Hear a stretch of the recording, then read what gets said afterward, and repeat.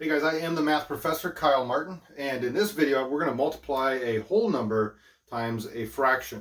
All right, but before I do that, some good news is I have a microphone coming. So if the audio sounds terrible right now, which I know it does, maybe subscribe, because in the future videos it's going to sound a lot better. All right, so let's try this one.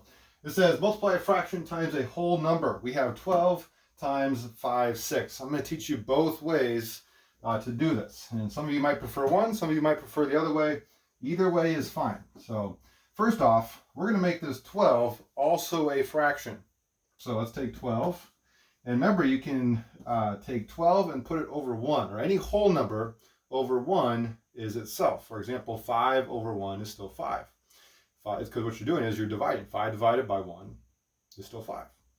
Okay? If you have 5 cookies and you're the only one eating them, you get all 5 cookies. That's kind of what's going on there.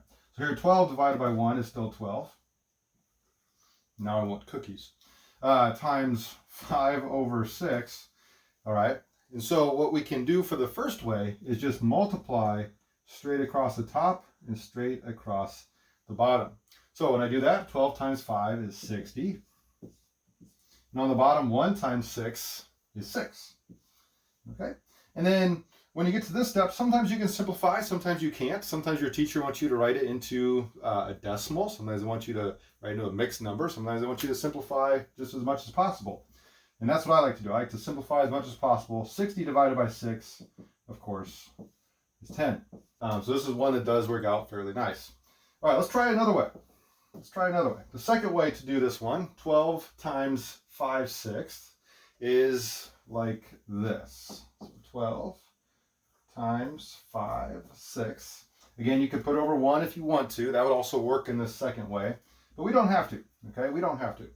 Another way you can think of this is if your whole number and the denominator, the bottom of your fraction, if those can simplify in any way, go ahead and do that. So I know that 12 and 6 are both divisible by 6.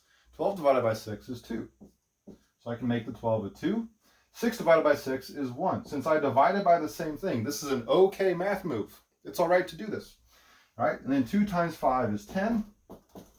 And then I do have this 1 on the bottom, but remember what we just said, that anything over 1 is itself. So 10 divided by 1 is still 10. Okay, both ways you do this, whether you multiply across the top and across the bottom, or if you do some simplifying, if possible, you should end up with the same answer.